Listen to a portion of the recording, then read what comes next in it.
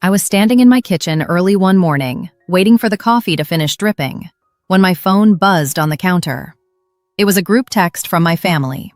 My mother had written, "Just a heads up, your brother thinks it's best if you don't come to New Year's dinner this year. He doesn't want things to be tense." I stared at the screen longer than I needed to. The coffee maker clicked off. Steam drifted up and disappeared. I typed nothing back. 3 years earlier, my younger brother had given my parents a simple rule. If I showed up, he wouldn't. They chose the version of the night that didn't include me. They told themselves it was temporary, just 1 year, just until things settled down. They never did.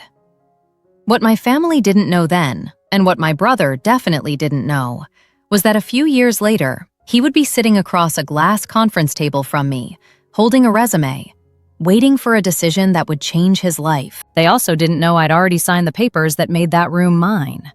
But that came later. Back then, it was just another quiet morning, another message asking me to make myself smaller for the sake of peace. I put the phone face down and poured the coffee into a chipped mug I'd had since college. I drank it standing up. The first year it happened, I was 30, living in a one-bedroom apartment in Seattle that smelled faintly of old wood and burned toast. I worked out of a shared office downtown, the kind with long tables, exposed brick, and headphones hanging from every chair. People talked about disruption like it was a personality trait. That December, my mother called me on the afternoon of the 30th. I remember because the office was half empty, and someone nearby was microwaving soup that smelled like onions. She didn't ask how I was. She said, very carefully, that my brother had a lot on his plate. Graduate school, networking, pressure. He thought it would be easier if I skipped New Year's dinner this time, just so everyone could relax. I asked her if that was what she wanted. There was a pause. I could hear a spoon tapping against a pot. My father's voice came on the line, low and tired, already finished with the conversation. "Don't make this harder than it needs to be," he said. "It's just one night." I remember nodding, even though he couldn't see me. The real issue had started weeks earlier. My brother, Ethan, had emailed me a paper he needed for one of his ethics courses. He asked me to look it over. When I opened the file, I recognized it immediately. The structure, the phrasing. It was copied from an article I'd read years before. When I told him I wouldn't help him submit it, he laughed. "Everyone does this," he said. "You're always so serious. Just fix it." When I refused, his voice changed. He said I was jealous, that our parents were finally proud of him, that I'd had things come easily, and this was his chance. By the time New Year's came up, the story had already been rewritten without me.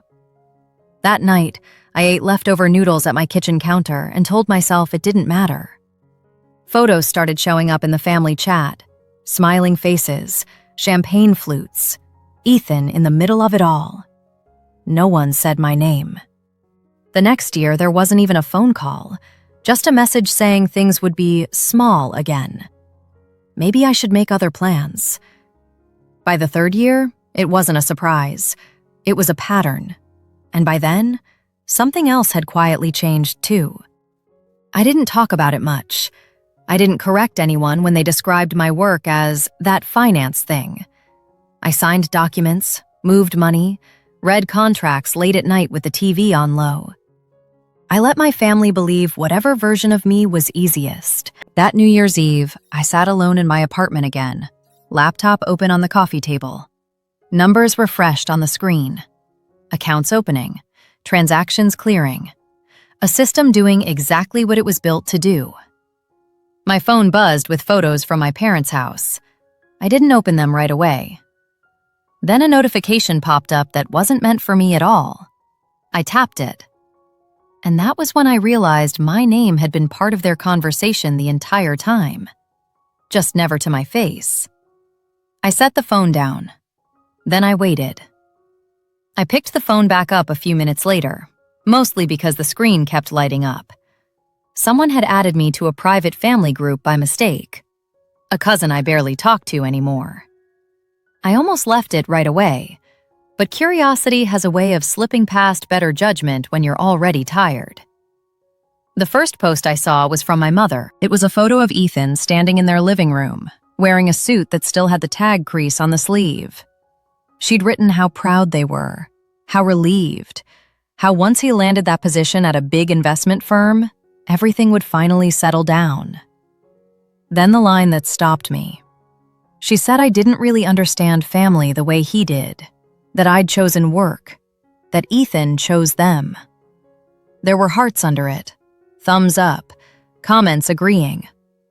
I sat there on the floor with my back against the couch, phone warm in my hand, and let the silence stretch.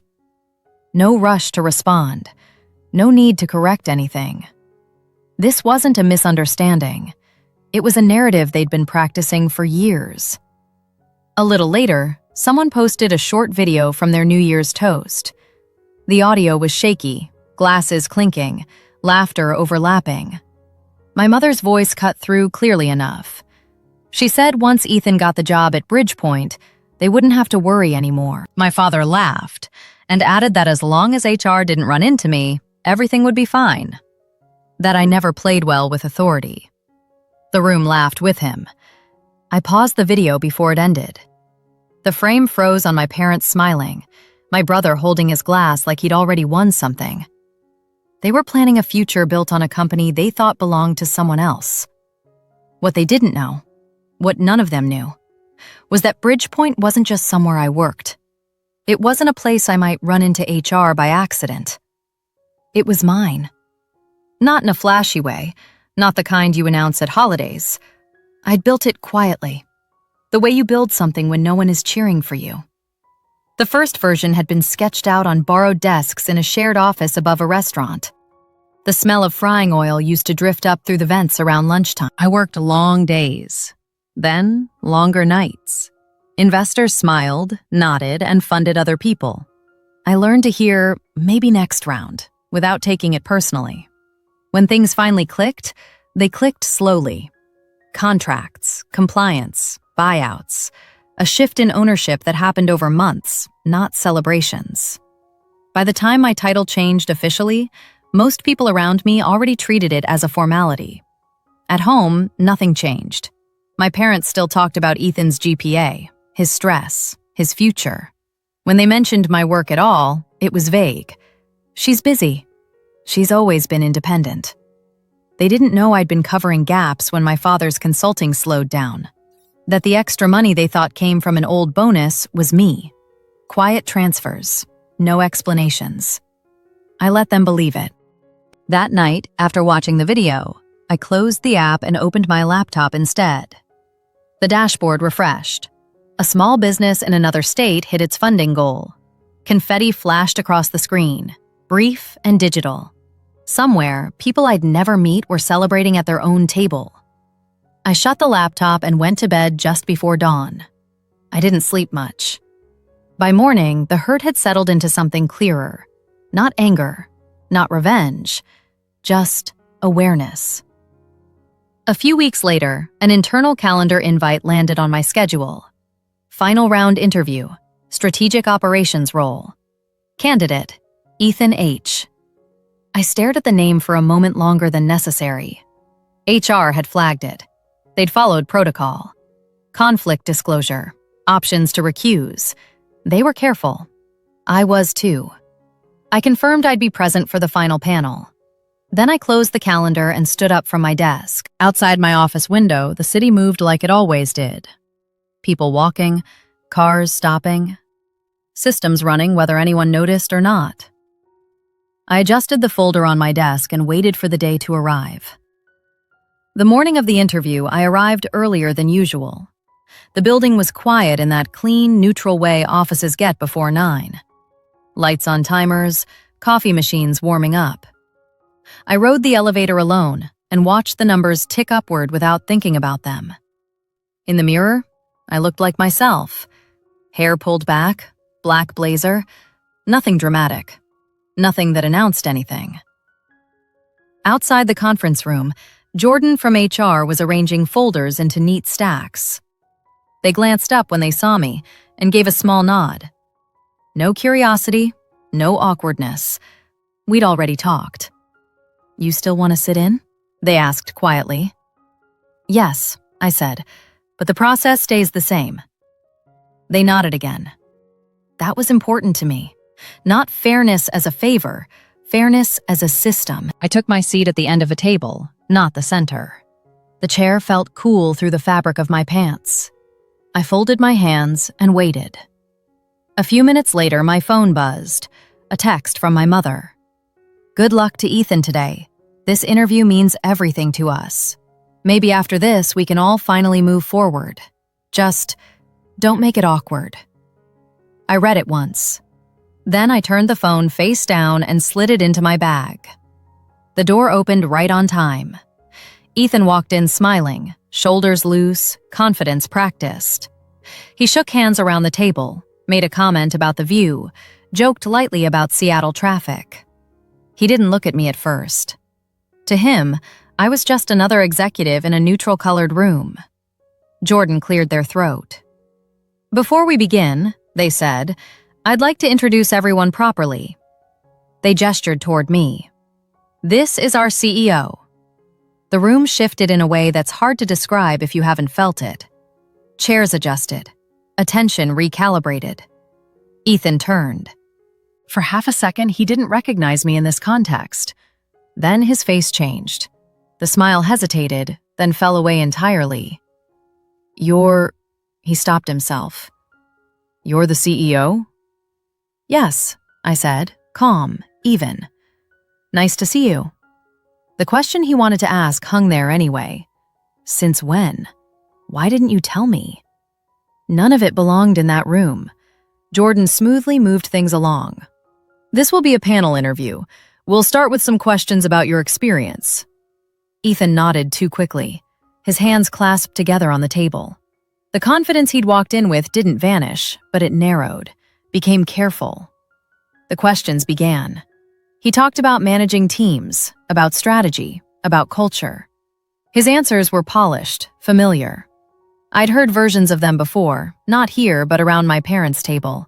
The same phrases, the same certainty without depth. I listened, took notes, let the process run. About halfway through, there was a pause.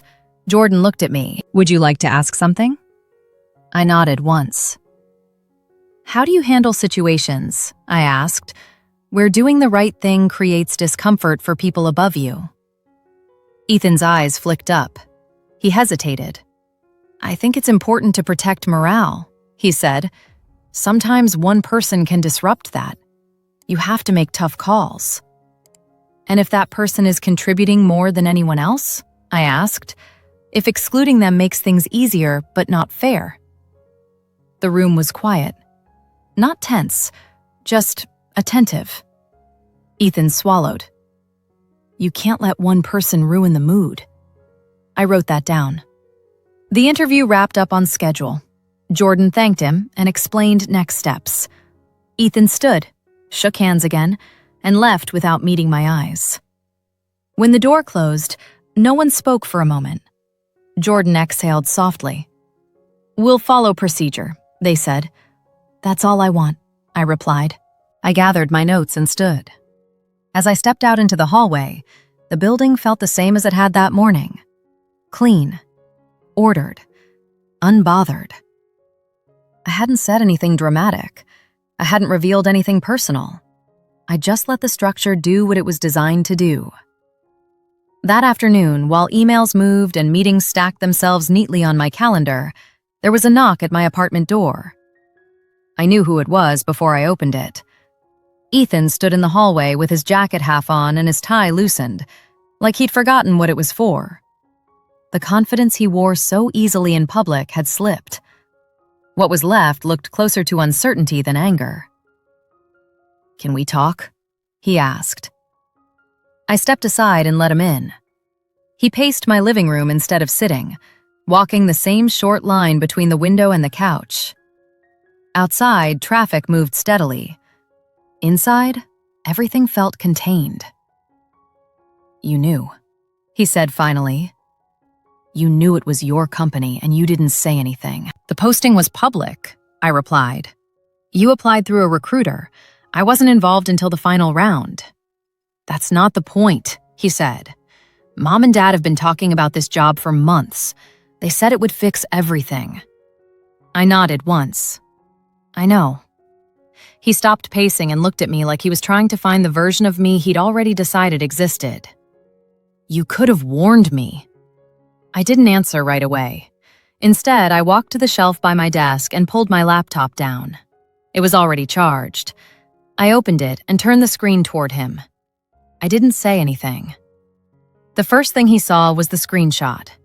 My mother's post. The line about me choosing my career. The hearts underneath it. Then the video. My father's laugh. The comment about HR. The room reacting like my absence was a shared understanding. Ethan watched without interrupting. His shoulders sank as the audio played. When it ended, the room felt quieter than before. They didn't mean it like that, he said, but the words lacked conviction. They said it, I replied, out loud, more than once. He sat down heavily on the couch, elbows on his knees. They told me you didn't want to be around us, that you thought you were better than everyone. I sat across from him. They said I didn't need help, that I'd be fine. He rubbed his hands together slowly. Why didn't you ever tell me what was really going on with you, with the company? Because every time I tried to talk about something that mattered to me, I said, I was told not to make things awkward. Silence settled again. This one felt different, less defensive, more real. Finally, he looked up. Are you going to make sure I don't get the job? That was the question he'd come for. No, I said. I'm not going to interfere, but I'm also not going to change anything. He frowned. What does that mean? It means the process stands. Your answers stand. Your experience stands. He leaned back, staring at the ceiling. So I just lose. I considered that. You don't get the role you applied for. That's not the same thing. He turned toward me again, wary now. What are you saying? I folded my hands in my lap, the way I do when I'm deciding something that needs structure. Step 1, I said. I tell HR exactly what I observed, strengths and gaps, no family context. He nodded slowly. Step 2, I continued. If they agree with my assessment, they may offer you a junior position, lower title, different manager, no shortcuts. His jaw tightened. That feels like a demotion. It's a starting point, I said. One you earn your way up from. And step 3? He asked. Step 3 is up to you, I said.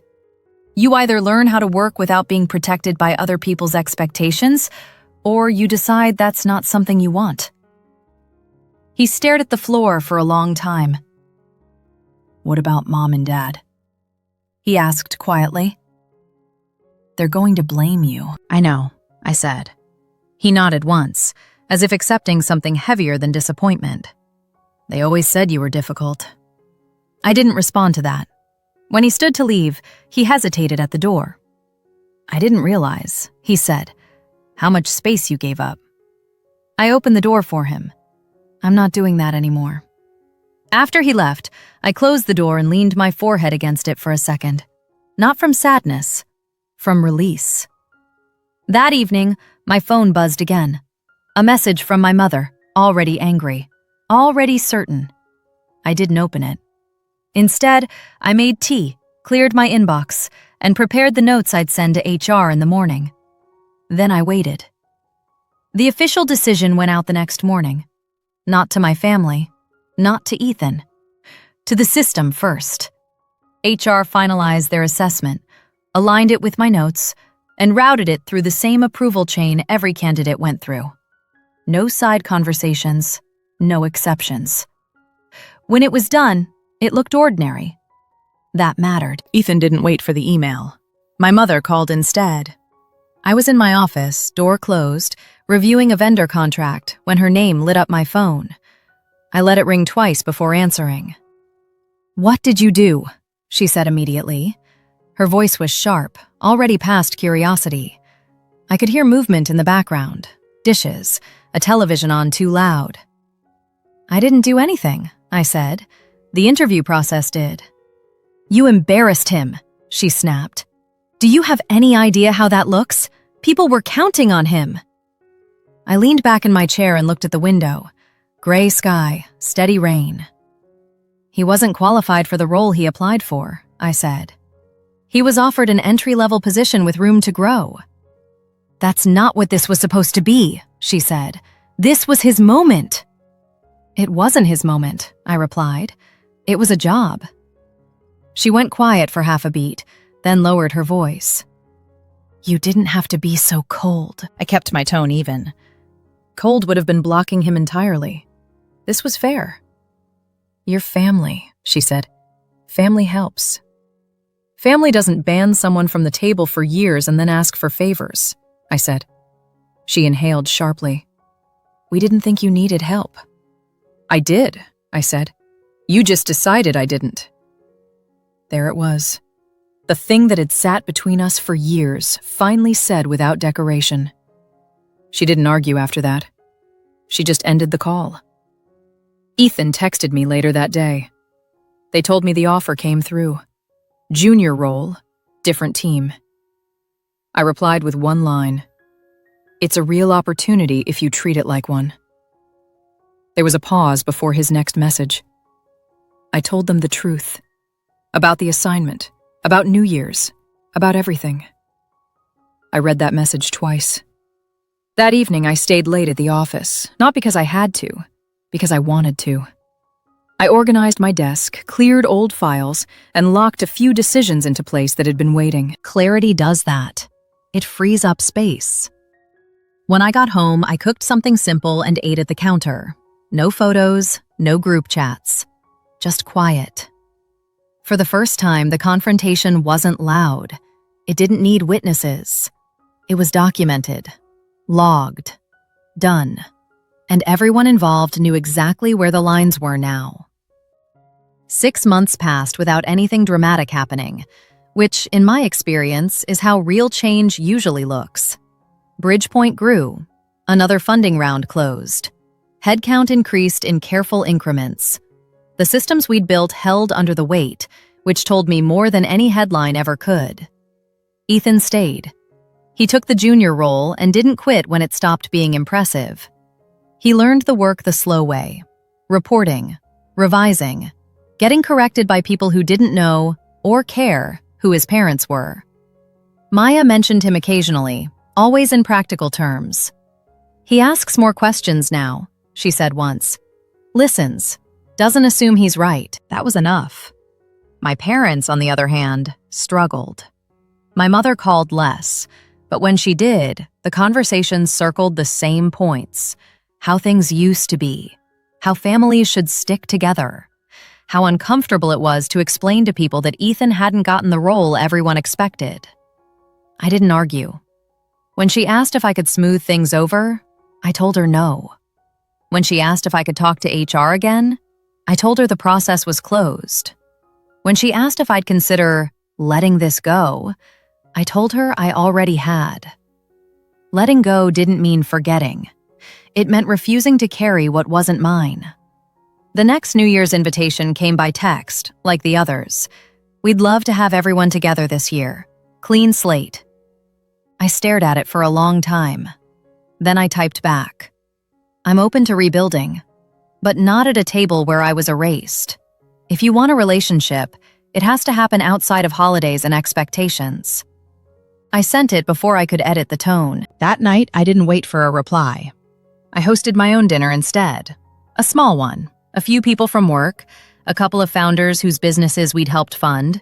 No speeches, no pressure. At midnight, we stood on the balcony with cheap champagne and watched the city reset itself. Later, my phone buzzed. It was a photo from Ethan. My parents' dining table. One empty chair at the end. No caption. A few minutes later, another message. I told them everything. They didn't like it, but it was time. I believed him. Not because of the apology that followed, but because he'd finally allowed the absence to be visible. I replied with one sentence. That was your choice. I respect it. When I put the phone down, the apartment was quiet again. Clean. Still. Nothing needed fixing. The morning after New Year's, I cleaned my apartment slowly, not because it was messy, but because the routine felt grounding. I wiped the counter, rinsed the mugs, folded the blanket on the couch. Outside, the city moved at half speed, like it was giving itself permission to ease back in. I made tea and stood by the window while it steeped. My phone stayed quiet. That was new. A few days later, Ethan and I met for coffee. Neutral place, midweek. No expectations attached to it. He looked tired in a different way than before. Not frantic, just honest. He told me work was harder than he thought, that being the junior person meant not being special, that it was uncomfortable. I told him that discomfort wasn't a punishment. It was information. We didn't talk about our parents much. We didn't need to. Some things don't resolve in conversations. They resolve in behavior, over time. Before we left, he asked if we could do dinner sometime. Just the two of us. No holidays, no ultimatums. I said maybe. And I meant it. That night I went for a long walk. The kind where you don't track steps or listen to anything. Just movement. Breath. Streetlights flicking on one by one. I thought about how long I'd mistaken endurance for loyalty. How often I'd stayed silent to keep other people comfortable. And how calm it felt to finally stop doing that. Peace, I've learned, isn't something you negotiate for at crowded tables. It's something you build quietly and then protect. A few weeks later, someone I work with asked for advice. Different story, different family, same pattern. Being told to shrink, to wait, to be the bigger person until there was nothing left. I listened. Then I told them the truth I wish I'd heard sooner. You don't owe anyone your disappearance. If this story resonated with you, take a moment to like the video and subscribe. It helps this channel reach people who might need these stories right now. And tell me, what city are you watching from? And what time is it where you are? 2 more stories will be coming up next. Different situations, same quiet clarity.